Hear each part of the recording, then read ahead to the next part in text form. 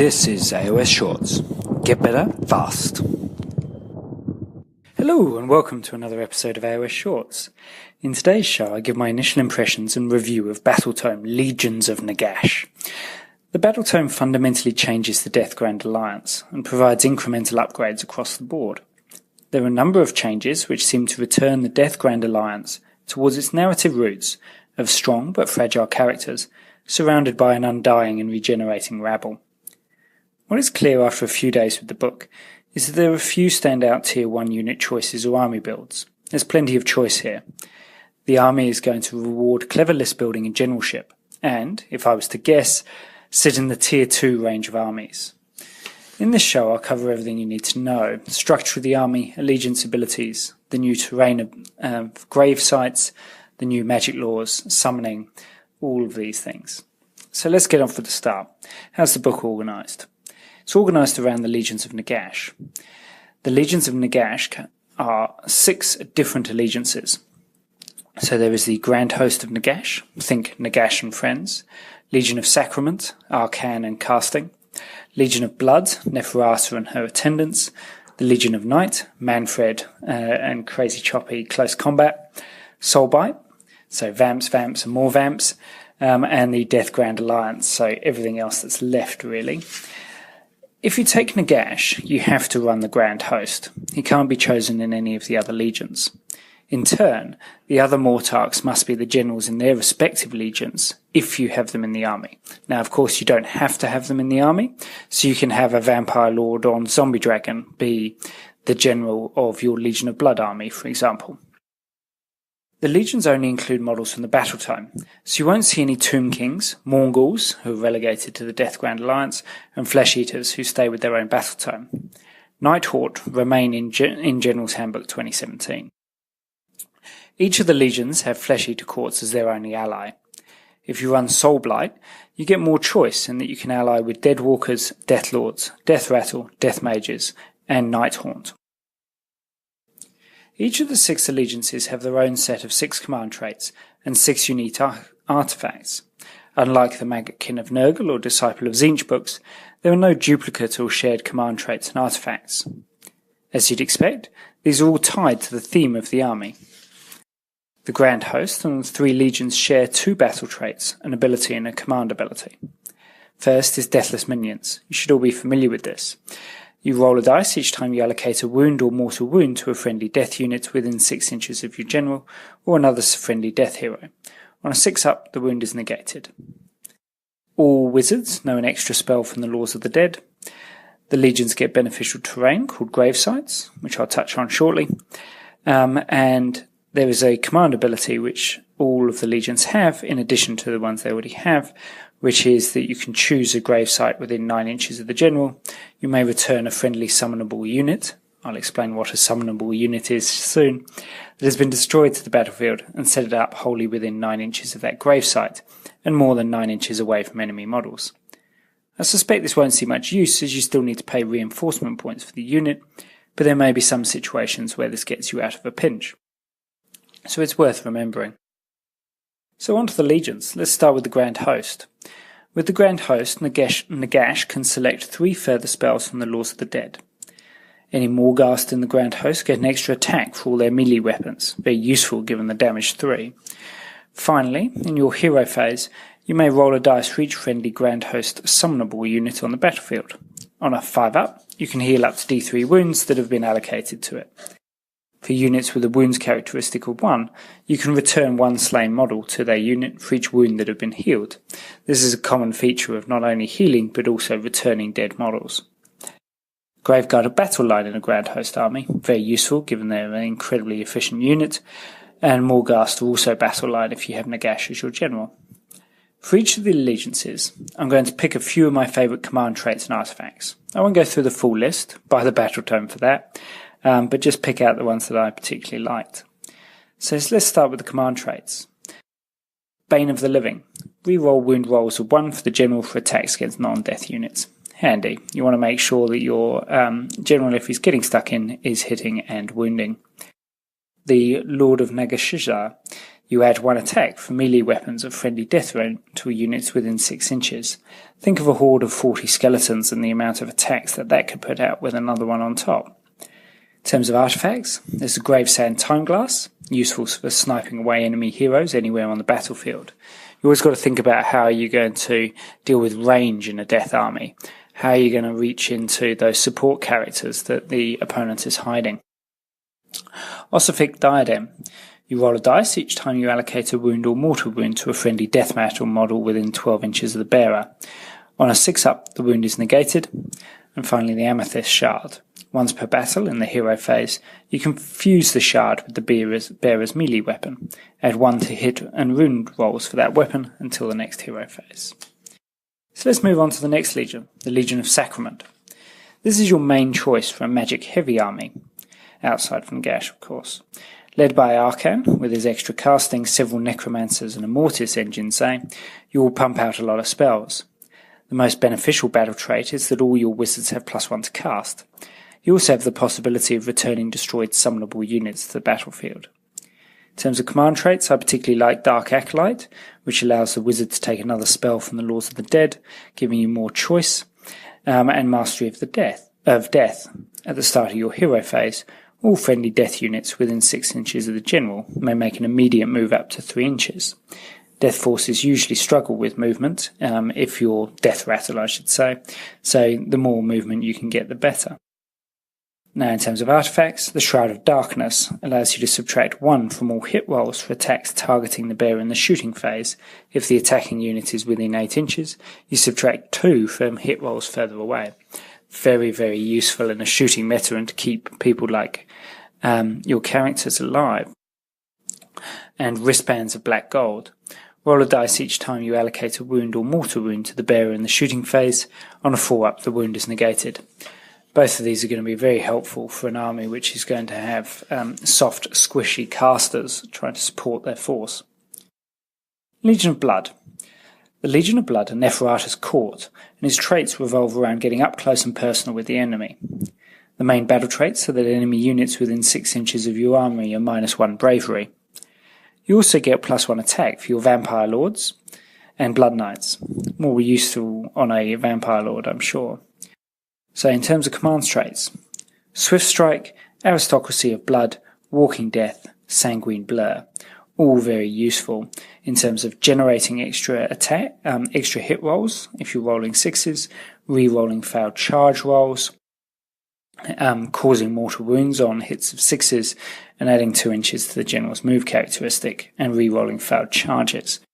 I can definitely see this getting some use with a Vampire Lord on Zombie Dragon. As your general. In terms of artifacts, Soulbound Garments, re-roll save rolls of 1 for the bearer, and the Orb of Enchantment.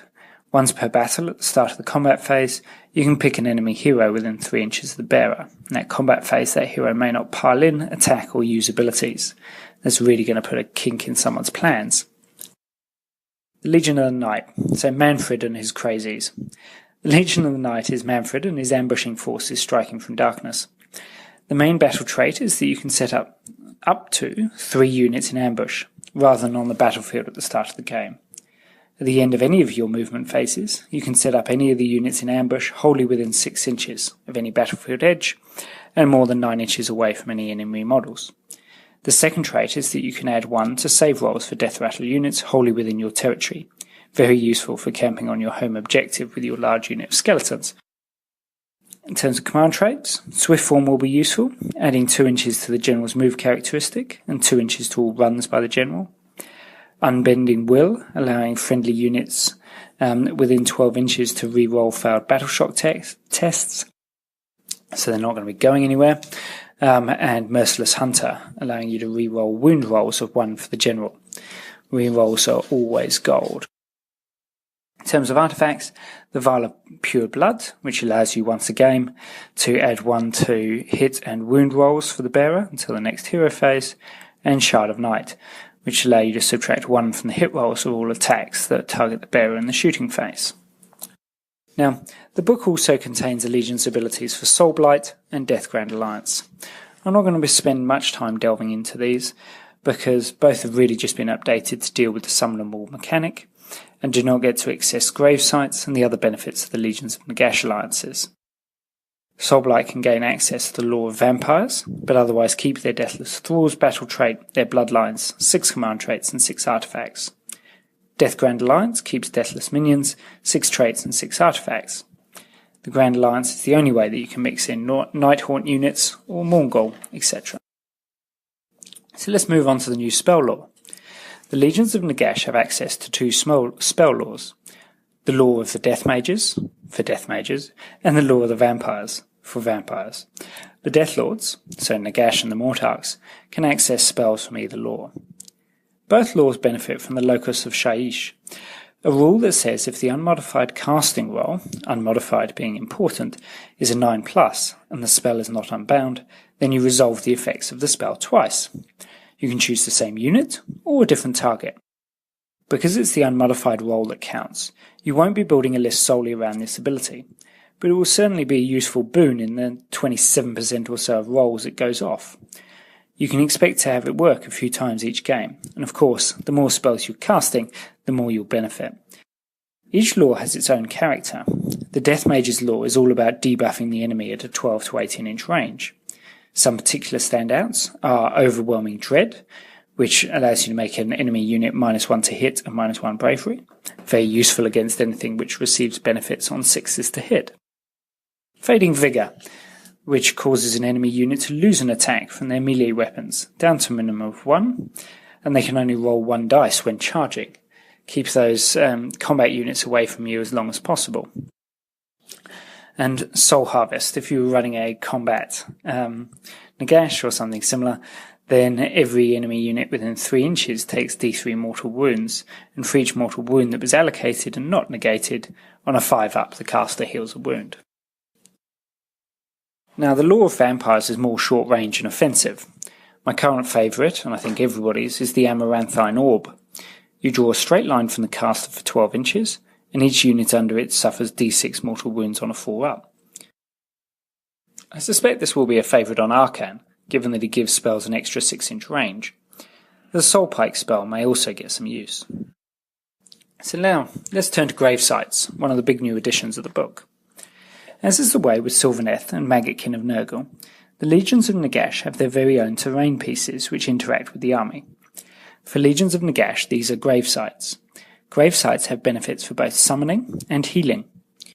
After territories have been determined, but before any units have been set up, you may pick up to 2 points in your territory and up to 2 points anywhere on the battlefield to be gravesites. There is no set size for gravesites, but Games Workshop suggests a suitable marker, perhaps a modified base, or one of the little chapels from the Sigmarite Mausoleum kit. First up, you have flexibility in where you place 2 of your gravesites. Depending on the scenario, you could choose to place 1 or 2 of these in enemy territory near an objective, in order to require your opponent to divert resources to that part of the board, or in your own territory if you want to maximise the defensive benefits of overlapping healing. So let's touch on summoning. Instead of setting up a summonable unit on the battlefield, you can place it to one side and say that it's set up in the grave. You can do this with as many units as you wish. At the end of your movement phase, for each death hero within 9 inches of a gravesite, you may pick a single unit in the grave and set it up wholly within 9 inches of that gravesite and more than 9 inches from any enemy models.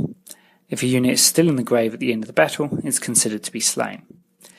Given the restrictions on placing models, I don't see you leaving large units in reserve in summoning. Much more likely to see smaller units of 10 Graveguard or late-game objective capturers such as direwolves. This will be especially important in scenarios where you get additional points for holding objectives in later turns. Now I should say, this entire mechanic has replaced the previous rules of summoning, which I'll touch on. Now, in terms of healing with the gravesites, they have a rule called Invigorating Aura. At the start of your hero phase, pick a friendly summonable unit within 9 inches of this gravesite. You can either heal D3 wounds that have been allocated to it, or, if no wounds are currently allocated to the unit, you may return a number of slain models to it that have a combined wound characteristic equal to or less than the roll of a D3. This is likely to be the greatest benefit of the gravesites. 4 gravesites in your own territory could restore 4d3 wounds, slain models, to your graveguard or skeleton units, keeping them at full size and maximum output for those skeletons. Think about this combined with the spells available to many of the heroes and the other abilities to regenerate and heal models. So in terms of summoning, as I've said, the new Battletome brings a large overhaul to the summoning rules for death. Previously you could set aside a number of reinforcement points and summon the units you needed when you needed them. The ultimate toolkit to face your opponent's army, as long as you had the models with you. Now you have to name the units you intend to summon on your army list, and pay the points for them in your list. The toolkit is gone. You can also only summon units with the summonable keyword. This more naturally fits the background of the army. These are bat swarms, fell bats, zombies, black knights, graveguard, skeleton warriors, hex wraiths, spirit hosts, and dire wolves. In exchange, you no longer have to cast a spell in order to bring the unit onto the table. You need to have a hero within 9 inches of the gravesites and set the unit up wholly within 9 inches of that site. So quite a change. Let's move on to the warscroll battalions. Each of the battalions are themed around similar lines to the legions of Nagash. I suspect the first cohort will see the most play initially. This battalion's 160 points and requires Nagash, a unit of Morghast and 3 units of Death Rattle.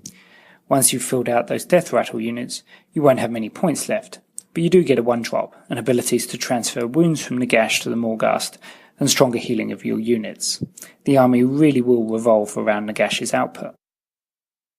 The Lords of Sacrament is your main magic heavy choice.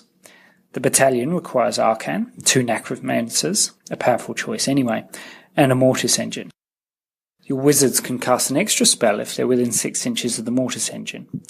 You can also add 1 to save rolls for Arcan and the Necromancers if they're within 6 inches of the Mortis engine. Even better ways to keep them alive for longer. The Death March battalion gives you extra movement, but includes a unit of Black Knights, which is a bit of a tax. And if you fancy a crazy combat choice, you can try the Castellans of the Crimson Keep and bring a whole load of nasty things on board edge. So, on to warscroll changes. There's been quite a few of these, normally little changes across the board, but it's worth paying attention and reading the scrolls again. The largest change is that most heroes now have the Deathly Invocation ability, which allows them to heal summonable units. The number of units that can be healed and the range of the ability varies depending on the strength of the hero. Nagash can heal 5 units anywhere on the battlefield. Necromancers are 2 units within 6 inches, for example. All this healing stacks, so you'll be quickly returning large numbers of models to the table. As a result, banners in units now don't provide healing, but instead provide a bravery debuff to enemy units within 6 inches of the banner. So expect units now to have multiple banners in them. While large battle line units are improved by this change, and skeletons are now cheaper points-wise by the way, units like Black Knights can no longer, Blood Knights can no longer be healed or returned, although they get an extra attack to ameliorate the loss. Zombie dragons have now been brought in line with the zombie dragons in the Flesh Eaters Battletome.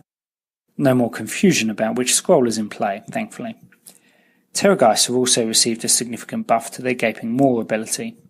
Each time you make a hit roll of 6 up for this model's Fanged Maw, the attack is automatically successful.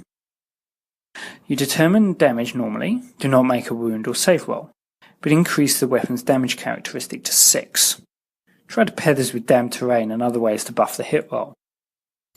Finally, there are 2 new war scrolls, Prince Vordry, a special character Vampire Lord on Zombie Dragon, who I think we're going to be seeing a lot of, and a Bloodseeker Palanquin, which is a combination of the existing big kits, the Mortis Engine and the Coven Throne.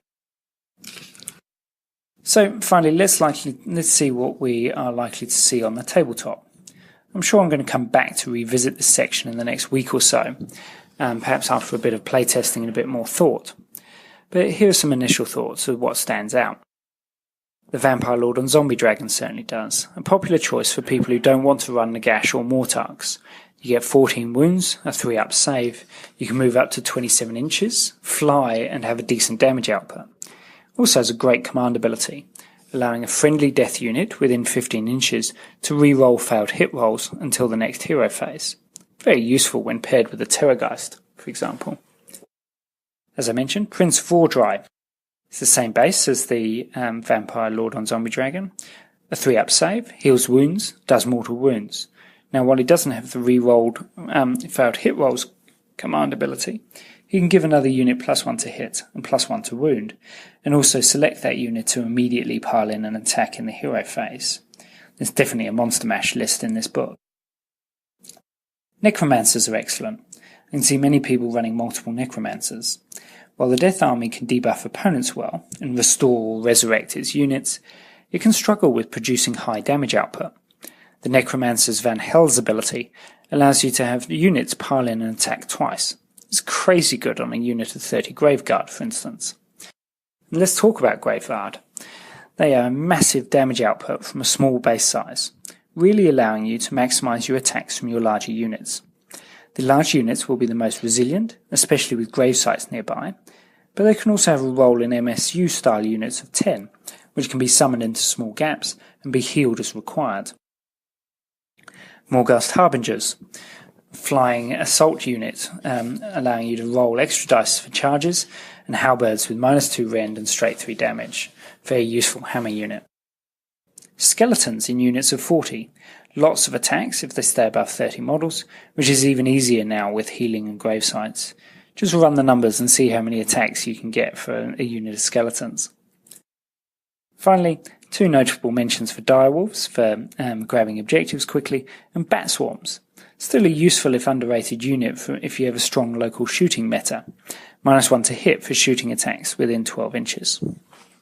Now, there's been quite a lot of me talking, quite a lot, going through the book. But I'd just like to round out by saying, look, it's one of these newer Battletomes and it's really well balanced. It seems to have strong internal balance. There seems to be plenty of options. Just looking at Twitter on the forums, there's been plenty of list builds been thrown around and being put together. It's going to be really interesting to see where it pops out, whether it's a strong Nagash build, whether it's Arcan and summoning, whether it is the Monster Mash type builds that we're going to be seeing with the Prince and Vampire Lord and Zombie Dragon and a Terrorgeist, say. It'd be really interesting to see where this sort of sets in the pack. So that's the review for now. I'm sure I'll come back with a more detailed thought a bit later. But thank you very much for listening. As always, feel free to get in touch. There's full show notes on aosshorts.com.